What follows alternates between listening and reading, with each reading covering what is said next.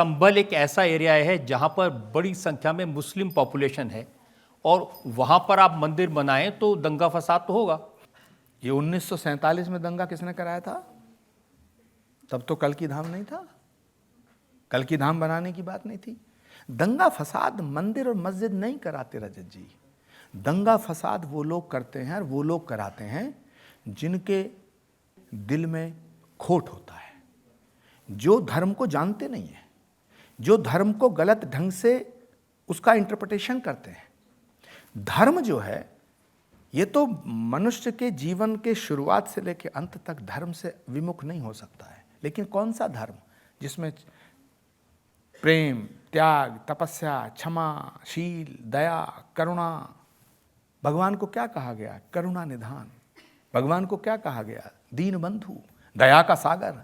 तो जो दया का सागर है, जो दीन बंधु है, जो करुणा निधान है, वो नफरत की बात कैसे सिखा सकता है? वो दंगा कैसे करा सकता है? ये जो दंगा करने वाले लोग हैं रजत जी, ये भारत में पहले भी थे, आज भी हैं और ये हमेशा रहेंगे। लेकिन इन दंगों का कराने वालों का इलाज करने वाले पहले भी थे, आज भी हैं और आगे भी रहेंगे।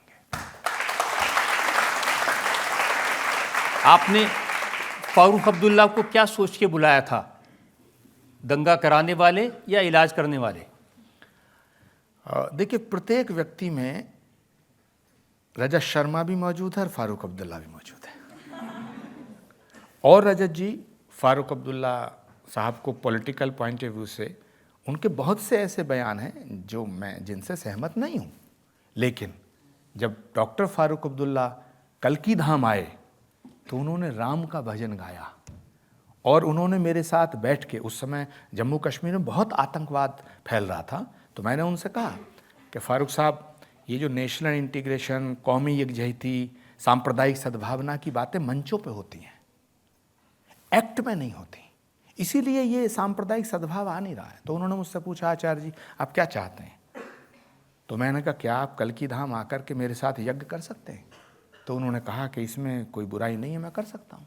तो मैंने कहा, सोच लो, आलोचना होगी। तो उन्होंने कहा कि मैं देख लूँगा, आई विल फेस। लेकिन उन्हें यह नहीं पता था कि वो यज्ञ क्या है।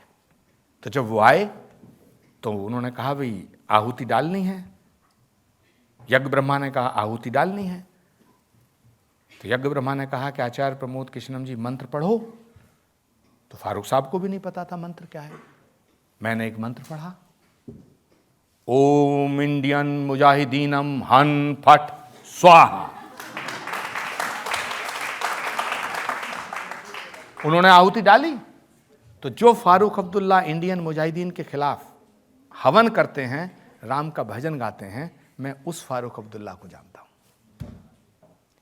सबसे ज़्यादा कंट्रोवर्सी तो हाल ही में हुई जब आपने प्रधानमंत्री नरेंद्र मोदी को बुलाया शिलान्यास के लिए।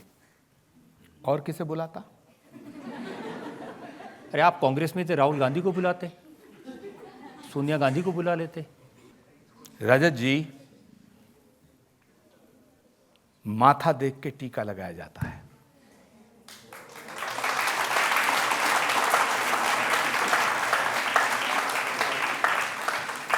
और रजत जी, ये हमारी आस्था का आधार है, ये हमारी श्रद्धा का केंद्र है, ये हमारी श्रद्धा का शिखर है।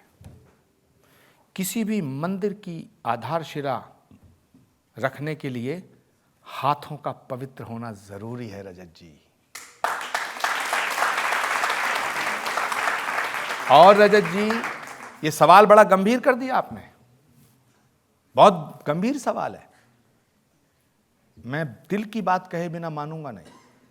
माफ करना, आचार्य प्रमोद कृष्णम कहीं भी हों, लेकिन ये भाजपा और कांग्रेस का सवाल नहीं है, ये राजनीति का सवाल नहीं है, ये सनातन की परंपराओं का सवाल है। श्री कल की धाम का शिलान्यास किसी ऐसे व्यक्ति से नहीं कराया जा सकता जो बीफ खाने की वकालत करता हो।